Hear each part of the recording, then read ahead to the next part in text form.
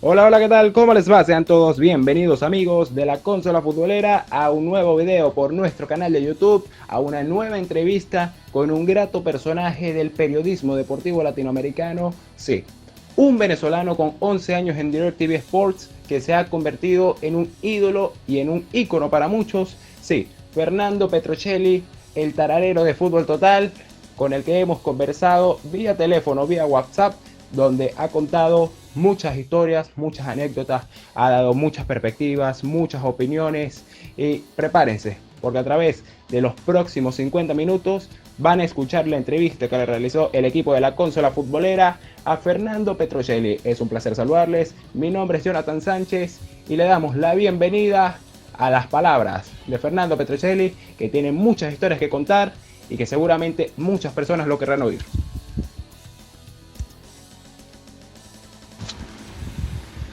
Hola Petro, ¿cómo te va? Claramente es preciso arrancar desde el punto de partida donde inició esta prolífera carrera dentro de este mundo. Así que todo el mundo tiene una historia, cada quien tiene la suya que contar y seguramente muchas personas se van a interesar en escuchar la tuya. Dicho esto, ¿cómo fueron los inicios de Fernando Petrocelli en el periodismo? Bueno, arranqué en el periodismo deportivo en Radio Deporte 1590 en el 18 de mayo del año 2003, gracias a Manuel Álvarez Alfonso, que era profesor mío en la Santa María y que me llevó a hablar con Ramón Corro, quien fue quien me recibió en Radio Deporte. Ya yo era un asiduo escucha de la emisora, me quedaba muy cerca porque yo vivía en Santa Paula y nada, al tener a este profesor Manuel Álvarez Alfonso que trabajaba en la radio, cuando él dijo eso, yo de inmediato apenas terminó la clase, pues le manifesté mi deseo de empezar a trabajar al día siguiente en la radio y bueno, estuve unos meses allí donde conduje el noticiero junto a André Osorio. Primero fui obviamente asistente, productor y después fui teniendo quizás mayor protagonismo en algunos programas. A ver, Fernando, tu figura está muy bien valorada dentro del plano general del periodismo deportivo venezolano. De niño tú pensabas, imaginabas o inclusive lo soñabas que ibas a estar en ese tópico tan alto en la actualidad. Bueno, obviamente eso me contenta y gracias por considerarlo de esa forma. Sí, o sea, no sé si pensaba estar fuera de mi país y tener tanta exposición a nivel internacional, a nivel del continente, pero sí tenía la ilusión de trascender en lo que hiciera. Eh, no sé si me llegué a imaginar esto, pero como todo sucedió tan rápido y al principio fue tan difícil, evidentemente no es que era pesimista, pero sabía que el camino iba a ser complejo y de golpe todo fue cambiando. Pero sí, o sea, me tenía fe en mis condiciones y sabía que iba a ser un buen profesional. Creo que esto ha superado mis expectativas, obviamente. Tras muchos años de carrera seguramente han pasado bastantes hechos novedosos, llamativos, interesantes, pero quisiera que te evocaras en una. ¿Cuál es la anécdota más icónica que Fernando Petrocelli tiene ejerciendo periodismo? Sí, muchísimas, la verdad, muchísimas. Gracias a Dios han sido ya varios viajes de coberturas internacionales, pero yo me voy a quedar con una que me tocó vivir en el Mundial de Alemania 2006, mi primera Copa del Mundo, la cual no estaba acreditado y conseguí el dinero para poder hacer ese viaje y cumplir ese sueño gracias a la confianza del diario Meridiano, donde escribí una columna a páginas centrales. Ya yo era columnista y colaborador del diario, y la otra mitad, bueno, la hice yo vendiendo barajitas del álbum Panini en el kiosco Acuario de Santa Paula, y recaudé el equivalente a $2.500 en ese momento, y lo otro me lo dio el diario. Pero bueno, la anécdota es que el día que yo llego a Frankfurt, obviamente estaba muy emocionado. Ese día jugaban en Frankfurt Inglaterra y Paraguay. O sea, el estreno del Mundial, yo lo vi en Maiquetía, fue el triunfo de Alemania contra Costa Rica. Aterrizo el segundo día del Mundial, sábado, vuelo Caracas-Madrid, Madrid-Frankfurt. Mi maleta no llega de Madrid a Frankfurt porque la conexión fue muy ajustada. Y bueno, la verdad que no quería amargarme la vida, ¿sabes? Obviamente no arranqué el viaje de la mejor forma, pero dije, no importa. Entonces, del aeropuerto al estadio habían 5 minutos de distancia, una cosa rarísima, ¿no? Que un aeropuerto esté tan cerca de un estadio. Y me fui caminando al estadio porque quería ver más o menos la movida de las entradas. Al yo no tener credencial iba a tener que comprar muchas entradas por reventa.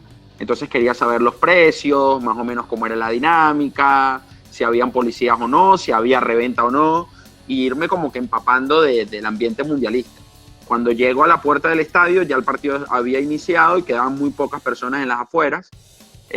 Había unos ingleses con unos muchachos ecuatorianos, porque Ecuador había jugado también el día anterior contra Polonia, y no sé qué les pasó a los chamos que se perdieron de ciudad, llegaron, o estaban rascados, no sé, la verdad que no recuerdo por qué estaban en Frankfurt si Ecuador jugaba en otra ciudad. Lo cierto es que se confundieron y pensaron que Ecuador jugaba en Frankfurt, o ellos pensaban que estaban en otro sitio, nada que no lo sé. Lo cierto es que yo los veo hablando con los ingleses que también se quedaron afuera porque iban a comprar entrada para el partido de su selección, y en eso los ecuatorianos le preguntan a los ingleses si habían ido a Sudamérica, y los ingleses le dijeron sí, de hecho mi esposa es de Venezuela.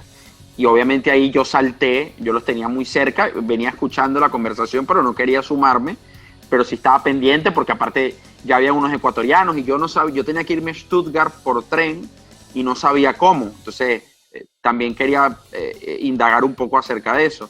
Y cuando los tipos dijeron eso, yo me fui de donde el inglés y le dije que yo era venezolano, y le mostré el carnicito que yo tenía en Meridiano, y el tipo me dio un abrazo, que su esposa era de Acarigua. Vamos a llamar a mi esposa, no lo puedo creer, que eres venezolano. Y me invitaron a tomar unas cervezas.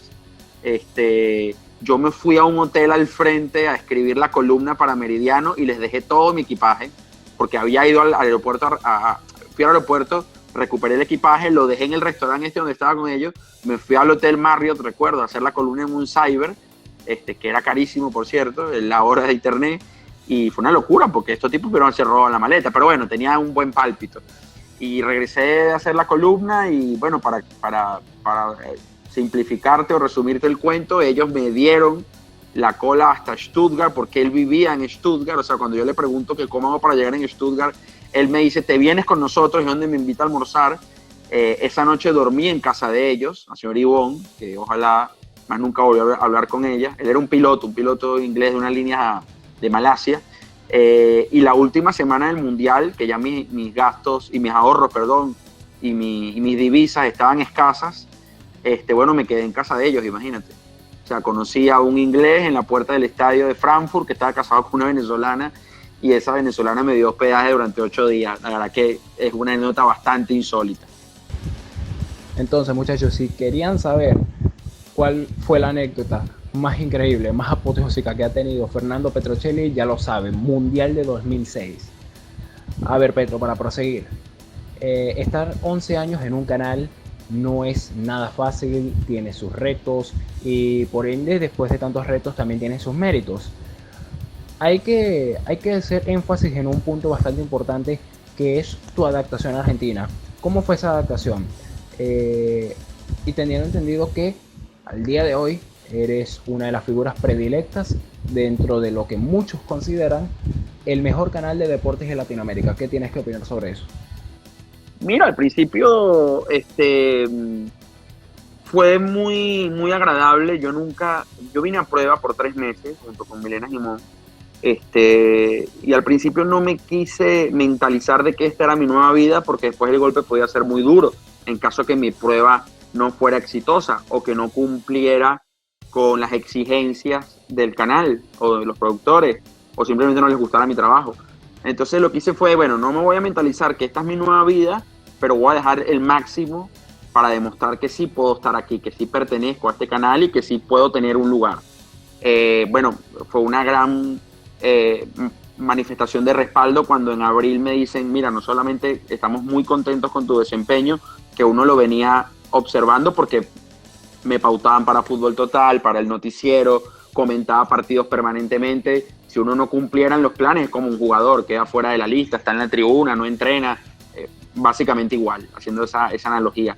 Entonces me dijeron, no solamente estamos muy contentos y vas a firmar contrato, o sea, queremos que estés en el canal, sino que prepara tu maleta y tu pasaporte porque te vas en junio para la Copa Confederaciones. Solamente viajamos 4 para la Copa Confederaciones, Juan Pablo Varsky, Marcelo Araujo, Emiliano Pinzón y yo.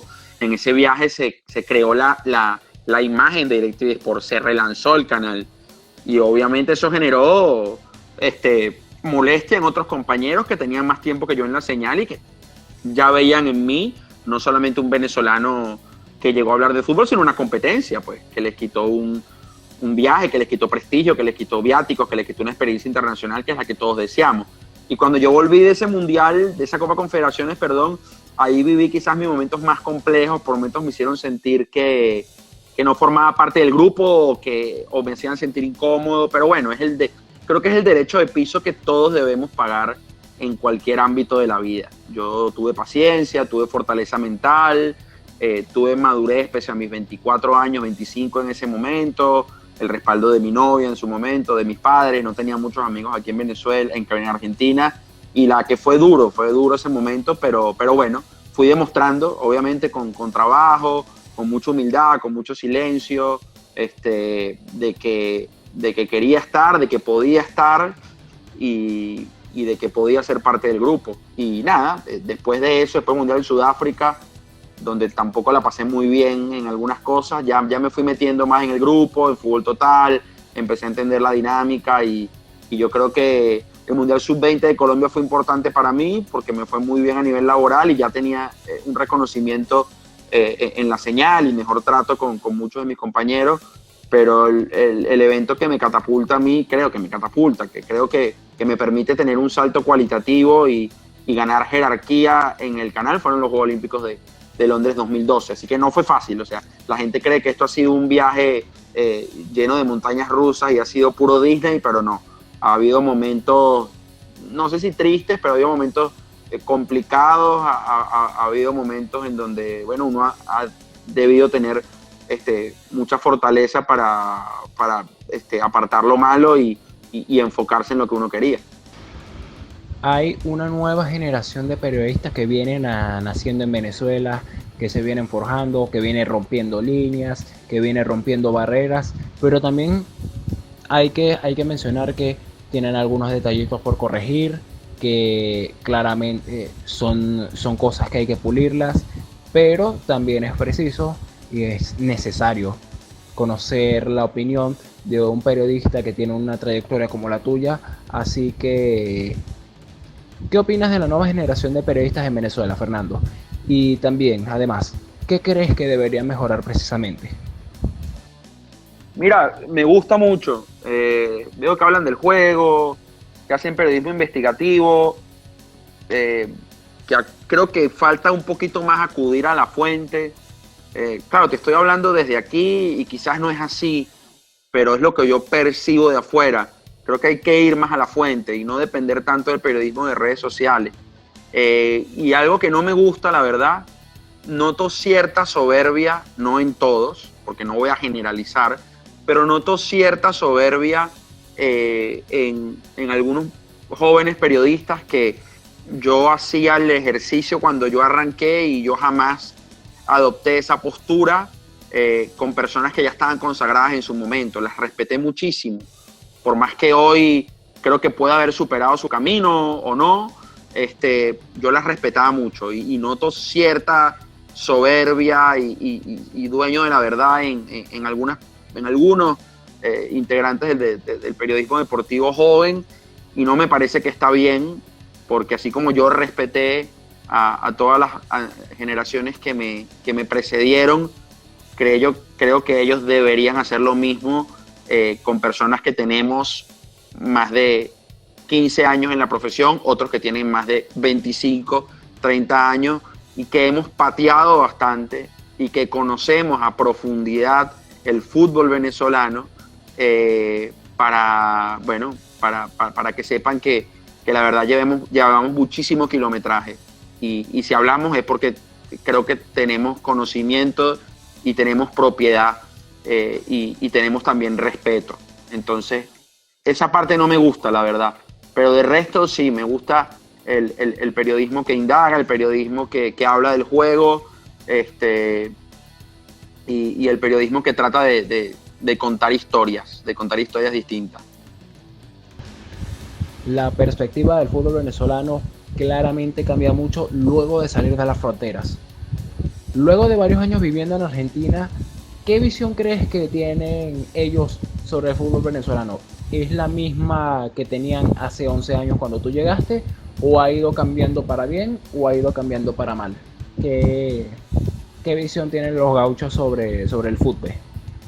Fíjate, cuando yo llegué aquí en el 2009, el periodismo aquí en Argentina creo que no tenía tan claro el hecho de lo que había logrado Richard Páez y se referían más a Pastoriza y a mí me molestaba un poco porque quizás soy un hijo del periodismo de la era Richard Páez y estuve en el Centenariazo y fui a más de 50 partidos de ese ciclo y llevo más de 90 partidos de la Vinotinto cubiertos en vivo, pero esa generación a mí me marcó mucho por lo que generó Richard Páez, por la transformación, porque el equipo empezó a ganar, porque los futbolistas salieron al exterior, a cuentagotas empezaron a irse, porque el equipo jugaba a ganar siempre. Entonces, no me gusta cuando escuchaba simplemente, no, pero Pastoriza.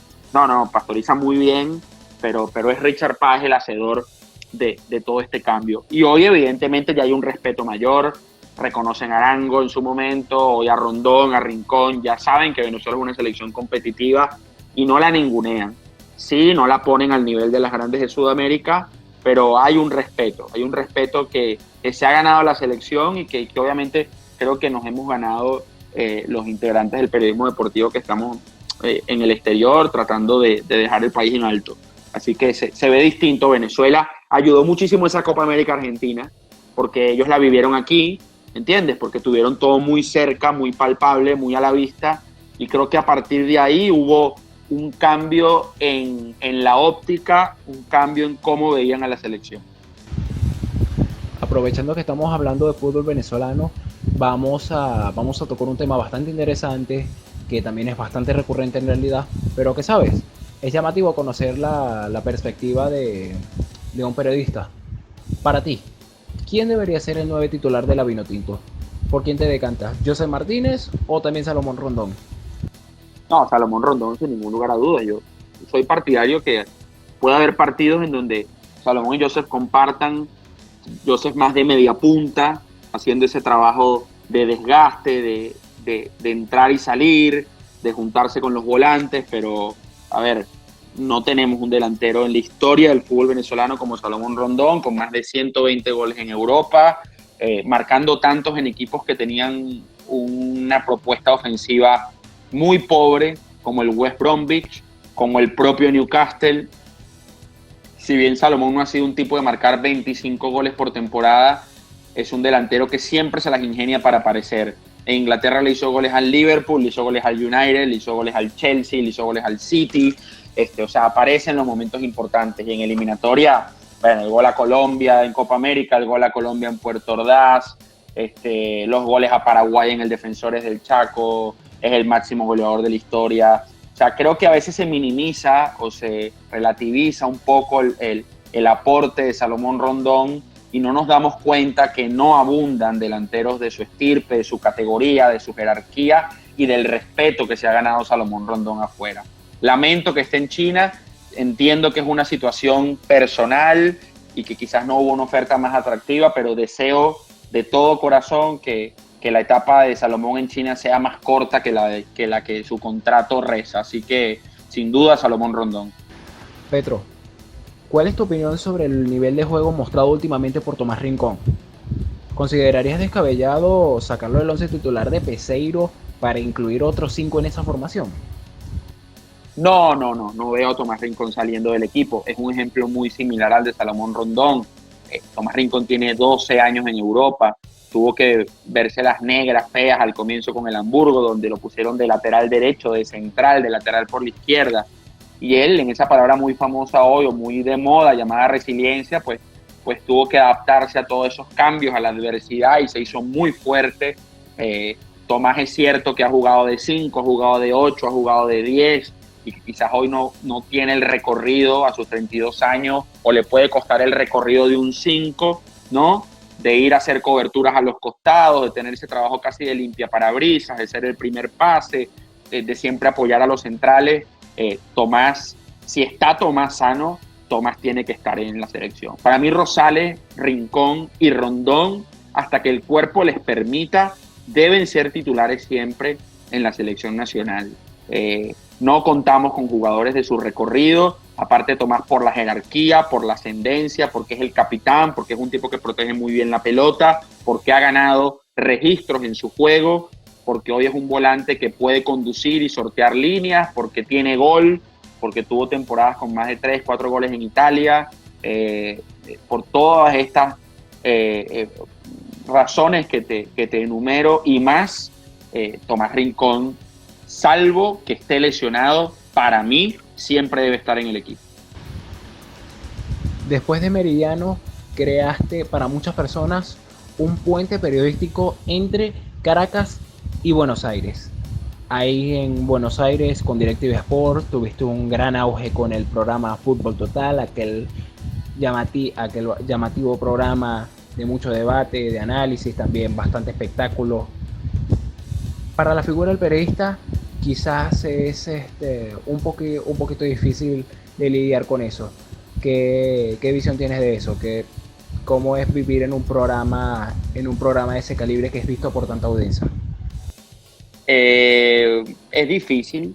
A ver, al comienzo no fue fácil porque es un programa totalmente distinto al resto, porque es un programa donde te pueden agredir verbalmente, donde los debates son muy acalorados y en donde la línea entre el irrespeto y el debate es muy delgada. Entonces creo que me costó la adaptación, obviamente, lanzarme a los Leones a los 24 años. Yo estuve en el primer programa, imagínate, con Barsky, con Giral, con Buscalia, con tipos que veía y admiraba en la televisión. Yo había estado en un seminario con Barsky en la Simón Bolívar y que me imagina que 8 meses después iba a estar en una mesa con él de debate en un programa que se veía en toda Latinoamérica y que ha tenido una repercusión tremenda. Yo creo que no hay un programa como Fútbol Total, es un laboratorio constante de ideas. Gracias a Dios casi todas funcionan, es un show televisivo donde se canta, donde yo he cantado, he bailado, he tarareado, donde otros periodistas han adoptado un papel que quizás jamás hubiesen pensado hacer, me incluyo, pero una vez que entras en la dinámica y una vez que entras en ese juego y lo disfrutas, como ha sido mi caso en los últimos años, ya entender el rol, ya saber el rol que ocupo y ya disfrutarlo. Yo no le tengo miedo al ridículo en Fútbol Total. Creo que tenemos todos la espalda suficiente como para hacer el payaso al aire, ¿verdad? Por llamarlo de alguna forma, adoptar roles más vinculados con la comedia, con un programa de entretenimiento, que con un programa futbolero de periodista, pero luego tenemos la suficiente capacidad y jerarquía para sentarnos en un estudio y comentar un Madrid-Barcelona o hablar seriamente de fútbol, que es lo que yo hago, por ejemplo, en la pizarra en el canal de YouTube. O sea, bueno, ya me estoy adelantando quizás a otra pregunta, pero sí, fue difícil la adaptación y uno tiene que saber medir las palabras porque hay gente que toma todo literalmente. O sea, si uno le llama, por ejemplo, nosotros en Fútbol Total hemos llamado a Messi que es un cono porque jugó un partido de un punto. Yo en una transmisión no voy a decir que Messi es un cono, pero la gente que ve Fútbol Total, que lo consume y que entiende la dinámica, sabe que hay una hipérbole, sabe que hay una exageración. Hay gente muy purista que, bueno, descalifica a raíz de esa opinión y descalifica a la profesión, o sea, nos descalifica a nosotros, de cómo puede ser que nosotros opinemos tal o de esta forma o de tal forma. Y la verdad, esas personas creo que el consejo es que vean un poco más el programa y entiendan el juego, para que no se molesten en vano. Volvemos a hablar del fútbol venezolano, pero esta vez desde un punto de vista muchísimo más personal en realidad. ¿Cuál es el momento del fútbol que más te ha marcado, que más te ha hecho sentir la camiseta, que más te ha hecho sentir orgullo por representar este fútbol que viene en constante crecimiento?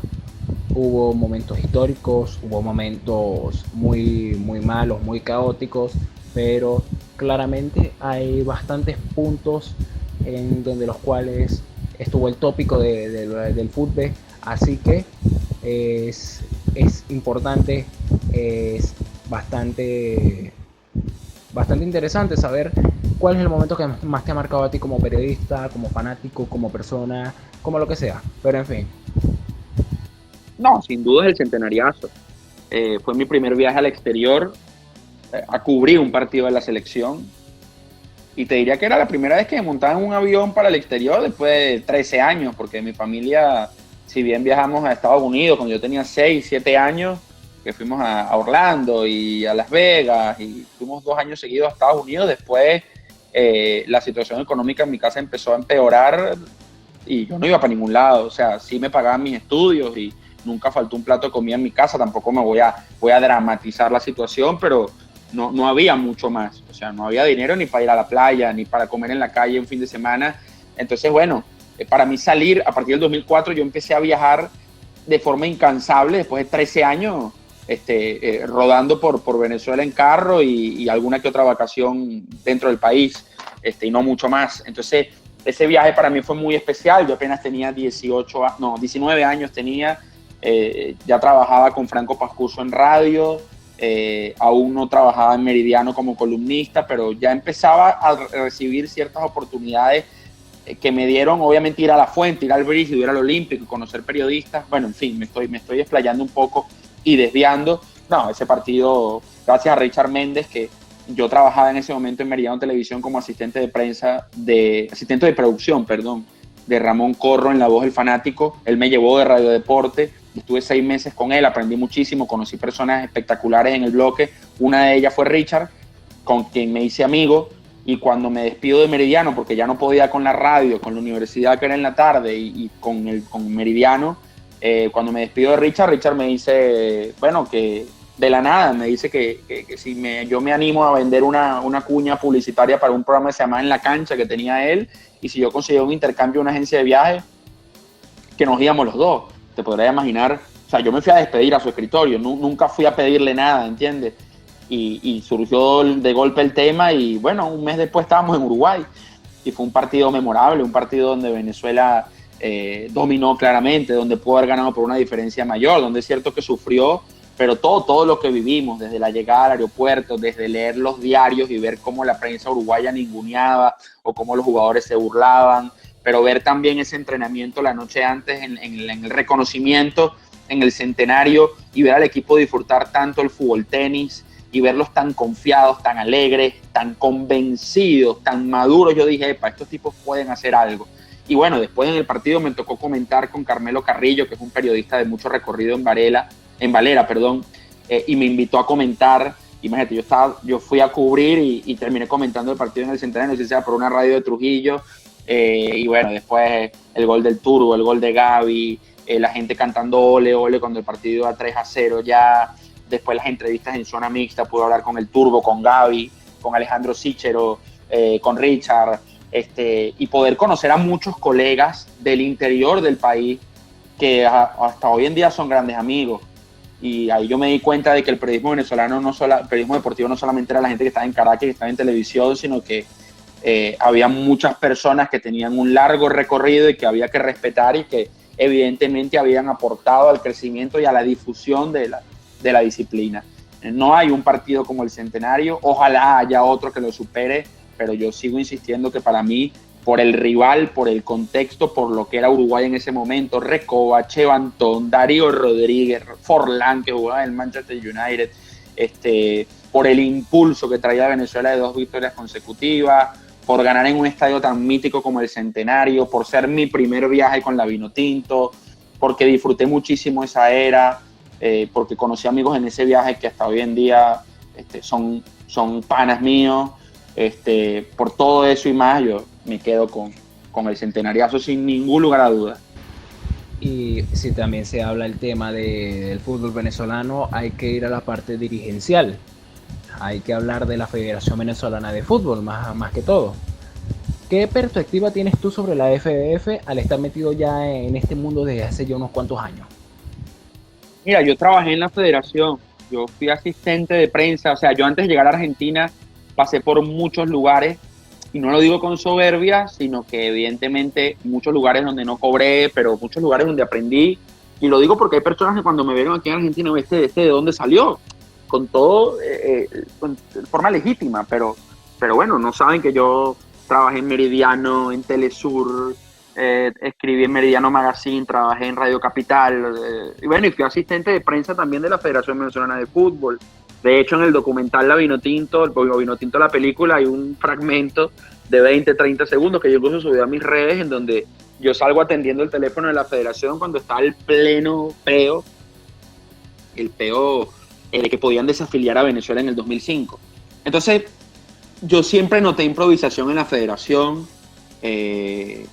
Había una persona que hacía todo, compraba los trofeos, designaba a los árbitros, apagaba todos los incendios. Hay gente muy valiosa también, ojo, muy capaz. Entonces estoy hablando de la era que yo estuve.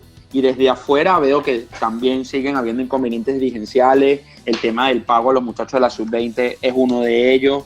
El tema de los premios con los jugadores de la selección, siempre hay un problema, siempre hay rumores, ¿entiendes? Entonces, creo que nuestra dirigencia no ha crecido a la par de como sí ha crecido el fútbol venezolano. Insisto, no hay que meter a todos en un mismo saco, porque hay personas muy valiosas que desde los escritorios aportan para el crecimiento, para el desarrollo y para la masificación de la disciplina. Me gusta ver a exjugadores como Miki, como Vicente Suárez, tipos con cultura, con educación, tipos de perfil alto, tipos que pisaron una cancha. Me gusta verlos en cargos, en clubes de primera división.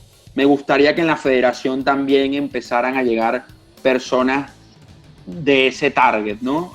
Personas con ese pedigrí, por llamarlo de alguna forma.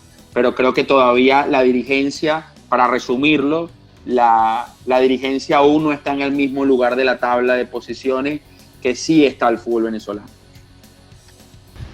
Pasamos ahora a un tema de crecimiento, de desarrollo, de evolución, que al fin y al cabo ha servido bastante para el constante progreso del mundo del periodismo, aprovechando las redes sociales, este hype del Twitter, del Instagram, de YouTube.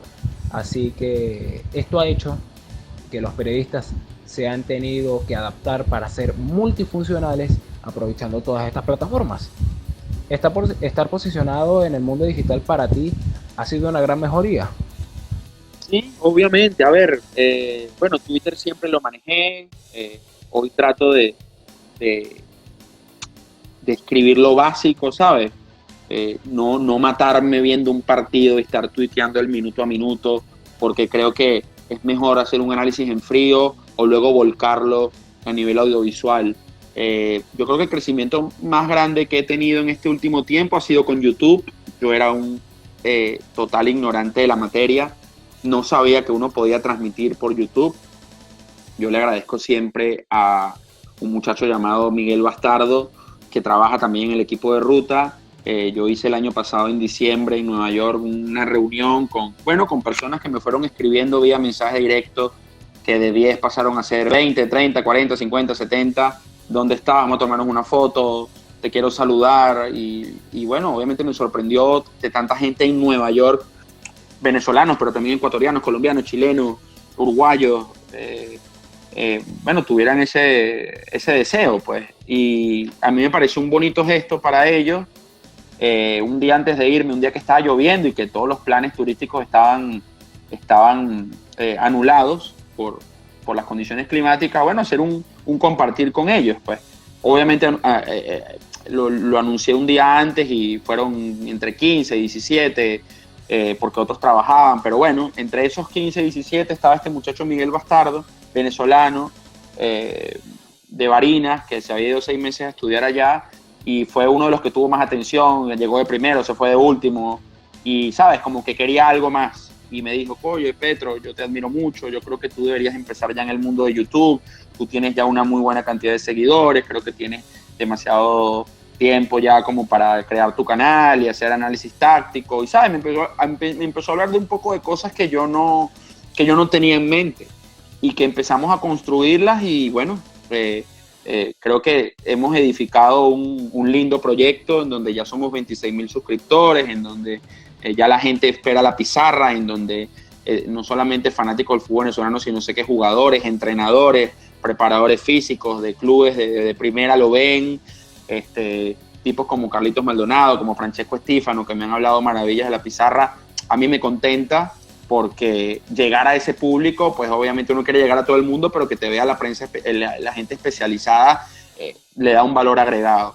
Y hemos empezado con la pizarra y con las entrevistas, y ya estamos haciendo 2 videos semanales, y la verdad que aparte creo que ha sido un espacio en donde me ha permitido mostrar otras cosas, ¿sabes? Yo no puedo hacer un análisis táctico en Fútbol Total con una pizarra porque el contexto no da para ello, el formato. Tampoco puedo hablar 2 horas en DirecTV con Maestrico González o con Rey. Y a mí siempre me ha gustado abordar la entrevista. Creo que es uno de las facetas en donde me siento más cómodo, pese a que hago noticiero y comento y narro. Y creo que esa polivalencia es algo de las cosas que me destacan, entre varias. Y a mí me encanta la entrevista. Y en esta cuarentena, bueno, he entrevistado a Maestrico, al Zurdo, al Turbo, a Ricardo, a miles de personas, y cada vez van surgiendo ideas. Y el sábado, por ejemplo, vamos a estrenar un capítulo con un chino, de Chino y Nacho, que se llama El Lado Futbolero. Entonces, Chino hablando de su pasión por la Vinotinto, que es un experimento. Capaz la gente no lo ve, o capaz la gente se engancha escuchando a Chino hablando de la Vinotinto y de sus ídolos, y armando un once ideal y contándonos que es pana de Tomás Rincón. A mí me gustó la idea, pero bueno, estoy muy comprometido con YouTube. No es fácil porque evidentemente yo tengo un equipo de trabajo, Juan Andara, Sara Serfati, no pudiera solo, y quiero que cada vez crezca. Ya estamos invirtiendo para que eso viene muy pronto, te lo doy en carácter de primicia, tampoco estoy dando una primicia al otro mundo, pero ya viene un trabajo de gráfico, de animación, ¿sabes? Para que cada proyecto tenga su presentación, tenga su identidad y tenga su cara. La pizarra va a tener su presentación, el lado futbolero va a tener su presentación,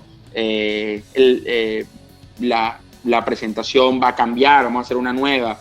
Y bueno, eso es inversión, es buscar un editor, es alguien que haga animación, pero lo queremos hacer, pues queremos darle un salto de calidad. Ya abrimos Patreon, ya hemos tenido algunas personas que han colaborado y que van a tener material exclusivo. Ha habido anunciantes que también colaboraron con nosotros. En la Copa América tuvimos 7 anunciantes. Hay gente que me decía, tuviste más anunciantes que un canal de aire, de señal abierta. Pero bueno, es duro, o fue difícil mantenerlo, ¿sabes? Se acabó la Copa y después volvimos otra vez a la austeridad, digamos. Pero nada, yo estoy muy feliz. Ruta Vinotinto es mi hijo. Y ya creo que me haces una pregunta más adelante de Ruta Vinotinto, pero el canal de YouTube obviamente forma parte de Ruta Vinotinto, que es un proyecto que se creó hace varios años y que pues te voy a contestar en la pregunta que corresponda, cuál fue el origen, cuál fue la motivación. Ya estamos llegando casi al final de la entrevista, pero no por eso vamos a dejar de hablar de un tema muy bueno, muy importante, que tiene que ver con los proyectos personales de cada uno. A ver, Fernando, ¿de dónde nace Ruta Vinotinto? ¿Qué lo hizo que se hiciera en tu mente para hacer lo que es hoy, que es un proyecto bastante interesante, de verdad, que tiene que ver con el fútbol venezolano, para analizar, que hoy está en YouTube? Así que debe haber una historia muy importante por ahí con Ruta Vinotinto, que ya tiene varios años muy bien posicionado dentro del periodismo venezolano. Bueno, fíjate, una continuación de la otra pregunta. Ruta Vinotinto nace en mi mente en el centenariazo. Es decir, todo lo que yo viví ese día, la emoción de la cobertura, aparte se ganó, el ir al exterior, el tener que enviar material al programa de radio de Franco Pascuso, el tener que escribir, el conocer periodistas del interior, el conocer periodistas uruguayos, el estar tan de cerca con la Vinotinto, el acceso que nos daba Napoleón Centeno, que nos permitía trabajar y nos hacía muy placentero el viaje, más allá que respetábamos los espacios de cada quien. Yo esa noche dije, yo tengo que hacer esto de por vida. No sé cómo, no sé quién me va a apoyar, no sé dónde me voy a escuchar, pero yo lo voy a hacer. Y de hecho en ese premundial de 18 partidos viajé a 11, 3 en el exterior, Paraguay, Chile y el Centenariazo, más todos los 8 restantes en Venezuela. Unos como asistente de la federación, otros por mi propia cuenta, Y el Ruta Vinotinto como tal nació después de la Copa América Argentina 2011, con mi amigo Edgardo Márquez, con Yubelia Churi, que trabajaba en ese momento en Ruta Vinotinto, sentados en una mesa en mi casa en Argentina, pues una tormenta de ideas, nació Ruta Vinotinto. Yo llevo 2 eliminatorias consecutivas transmitiendo a la selección, hemos hecho micros de Ruta Vinotinto para FM Center, hoy estamos en cadena digital, tuvimos una página web en su momento, vamos a crear muy pronto una aplicación que también te lo doy en carácter de primicia, se está trabajando, viene pronto una aplicación para Android, para App, estamos viendo cómo, pero ya tenemos a unos programadores hablando al respecto, y Ruta Vinotinto es ese proyecto que me permite a mí seguir a la Vinotinto, que es una de las cosas que yo más disfruto, y a mí me alegra que la gente, más allá de Fernando Petrocelli Fútbol Total, Fernando Petrocelli el tarareo, Fernando Petrocelli el noticiero, Fernando Petrocelli la narración de los partidos de la Vinotinto, yo creo que ya la gente, con lo de YouTube y con el trabajo de Instagram, nosotros teníamos la cuenta más grande del fútbol venezolano, mucha gente o no lo reconoce o no lo quiere reconocer, nosotros tuvimos 108,000 seguidores y fue muy duro arrancar de cero, yo estuve a punto de tirar la toalla, te soy honesto, pero bueno, ya llevamos 44,000 y tenemos colaboradores y con YouTube ya somos 26,000 y entre los dos llevamos 80, 70, no, 80, 44, 26, 70, estuve mal en los cálculos, pero nosotros llegamos a ser 108,000 seguidores, ¿entiendes? Pero bueno, ahí vamos, sin comprar seguidores, de forma orgánica. A mí me gusta y me alegra que a Ruta Vinotinto lo relacionen con Fernando Petrocelli y que Fernando Petrocelli lo relacionen con Ruta Vinotinto. La verdad que es un orgullo porque es un proyecto con las uñas y que trataremos de que siga creciendo. Por ejemplo, me dio mucho orgullo para cerrar cuando entrevisté a Soteldo aquí el año pasado y el otro día en plena cuarentena, de aburrido que estaba, me encontré que Caracol, me encontré que medios de Chile, que medios de Perú, que medios de Argentina citan a Ruta Vinotinto. O sea, que ya medios internacionales tienen como consulta Ruta Vinotinto. Lamento también que algunos medios venezolanos, no sé por qué razón, soberbia, envidia, mezquindad, etcétera, no citen a Ruta Vinotinto cuando Ruta Vinotinto pues consigue testimonios pues, y consigue primicia. Eso nos pasó también con el Dream Team hace poco. Pero bueno, me reconforta que a nivel internacional, tanto Ruta Vinotinto como el Dream Team, aprovecho para meter el Dream Team aquí, que también ha sido un crecimiento grande en redes, obvio, pues ya sean consulta habitual de medios internacionales. Vamos con la pregunta final, Petro. Si bien el futuro es muy incierto, ¿qué paso quisieras dar para tu carrera? Es muy incierto el futuro, tú lo has dicho. Creo que el año pasado para mí fue muy importante en mi carrera, porque si bien ya yo, gracias a Dios, tengo una posición de privilegio en el canal y de consolidación, comentando partidos importantes de Europa, yendo ya a 3 mundiales, 2 Juegos Olímpicos, siendo el primer conductor del noticiero junto a Milena, siendo respetado por mis compañeros y siendo muy valorado por la producción, sin subirme a un pedestal ni mucho menos, pero yo el año pasado sentí la necesidad de que quiero hacer algo más, o sea, no quería aburguesarme, ¿entiendes? Y por eso surgió el canal de YouTube y la pizarra, y luego surgieron los cursos de radio que han tenido una respuesta muy alta, muy fuerte, sí, muy importante, muy buena, concursos en Caracas, 3 fechas en Caracas, Puerto La, Valencia, 2 fechas en Chile, 4 fechas en Buenos Aires, con productores de España pidiendo el curso, con personas en Estados Unidos queriendo hacer Miami, Orlando, Houston, Nueva York, con un curso online que dicté recién la semana pasada y que tuvimos el salón virtual lleno, y ya lanzamos una segunda fecha el 29 y 30 de mayo. Aprendí a descubrir la docencia y la verdad amo la docencia, me gusta mucho. Fue muy emocionante también dictar una charla en la Católica el año pasado ante más de 120, 130 alumnos, solamente recibieron un día antes la notificación y llenaron el auditorio, estuvieron a punto de llenar el segundo auditorio más grande de la Católica. Sobre todo ver la respuesta y el interés de ellos en la charla. Entonces, te digo esto porque me gustaría hacer esto en Venezuela, ¿sabes? Me gustaría ir a Santa María, me gustaría, donde me gradué, por cierto, y creo que vamos a estar coordinando pronto un Zoom para los estudiantes de comunicación. Me gustaría ir a Maracaibo, a Puerto Ordaz. Me han invitado ya de universidades en Maracaibo, en Puerto Ordaz, en Barquisimeto, y eso es muy lindo, de verdad. Y así como en el curso yo me vacío y trato de trasladarles todo lo que me ha funcionado sin ningún tipo de mezquindad, y cuento mis errores y mis aprendizajes y mis experiencias y mis aciertos y mis virtudes y mis defectos, pues hago lo mismo en las charlas. Y si bien por redes sociales puedo ser una persona impulsiva y puedo ser soberbio, que no es así, bueno, la gente que me conoce se da cuenta que hay otra persona y simplemente y lo hago porque no me calo absolutamente nada de nadie, ¿entiendes? No voy a permitir un insulto, no voy a permitir que venga a perturbar mi día. Pero volviendo a tu pregunta, me encantaría recorrer el mundo entrevistando a los jugadores de la selección, me encantaría hacer hoy me veo en DirecTV y bueno, quién sabe quién quita que más adelante haya otra oportunidad en el exterior, en otro país, no lo sé.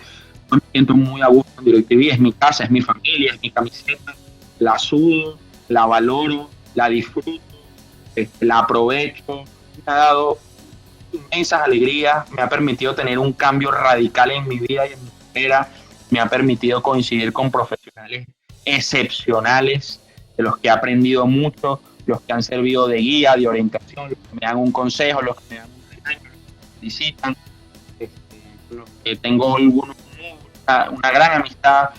Hoy me veo en DirecTV, siempre con el grupo de noticias. Me contentó mucho ser la voz de Venezuela en la Copa América, porque quizás mucha gente no conocía esta faceta de narrador mía en televisión, y hay mucha gente que le gustó. Con el Mundial Sub-20 me emocionó mucho transmitir a la Vinotinto y gritar los goles de la selección, pero siempre voy a estar vinculado al periodismo deportivo y por qué no seguir haciendo cursos. Quiero hacer un curso de narración, quiero redactar un curso de televisión, pero así como redactar el curso de radio, con mucha ciencia, con mucho respeto, con mucha dedicación. No quería que la gente pagara un cupo por mi nombre o porque me ven en televisión y después se sintieran defraudados por lo que vieron en el aula, ¿sabes? Como que este tipo vino para acá simplemente a contar anécdotas y a hablar de forma improvisada y no tiene ni un patrón a seguir, ni una lámina, ni nos enseñó nada. Bueno, quiero que sea lo mismo en televisión y seguir poniendo el nombre periodismo deportivo, bueno, tratar de ponerlo en alto, pues a mí me emociona mucho y es el mayor regalo, este tipo de cosas. Por ejemplo, que ustedes se interesan en su historia, he dado muchas entrevistas en esta centena, que alguien se una foto o que simplemente alguien te diga, pana, admiro mucho tu trabajo, que te directo. Eso para mí es el mayor reconocimiento y sobre todo de periodistas, comunicadores sociales, ¿verdad? Que están ejerciendo o que están a punto de graduarse, o chamos de bachillerato que te digan, estoy estudiando periodismo deportivo por ti, eres mi mayor inspiración. Obviamente es algo muy fuerte, que a veces uno no cree, es muy emocionante y que también evidentemente genera mayor responsabilidad. Señoras y señores, hemos llegado al final de la entrevista con Fernando Petrocelli.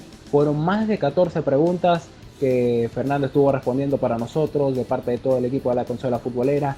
Gracias por haber escuchado todas las declaraciones de una persona que se ha convertido en un profesional bastante importante, bastante categórico dentro del periodismo deportivo venezolano, como un ícono y también como un ídolo para seguir a las generaciones futuras. A ver, Fernando, si tienes algún mensaje final para todos los que escucharon esta larga entrevista en nuestro canal de YouTube. Bueno, muchachos, un abrazo a todos los que escuchan la Consola Futbolera, todo el éxito del mundo, felicitarlos porque arrancar tan joven creo que les va a dar ventaja con el resto, irse metiendo en la fuente desde muy joven es bastante recomendable, así que han empezado bien. Y a todas las personas que quieran incursionar en el periodismo, yo siempre les digo que deben atacar la fuente lo lo más pronto posible, más aún con este tema de redes, que obviamente es mucho más fácil llegar a varias personas o darse a conocer y generar su contenido. Así que un abrazo, gracias por interesarse por mi historia, por la entrevista, y espero que la gente la disfrute. Abrazo grande, muchachos, cuídense mucho. Gracias por tus palabras, Fernando. Señores, hemos llegado al final del video, hemos llegado al final de la entrevista. Gracias de parte de mi persona, Jonathan Sánchez, y de todo el equipo de la Consola Futbolera por estar atentos hasta el último segundo de esta entrevista, y estén pendientes a través de nuestras redes sociales, que seguramente vendrán muchos más. Más que humor, también tenemos conversaciones con cracks del periodismo. Ahora, amigos, será hasta una próxima ocasión.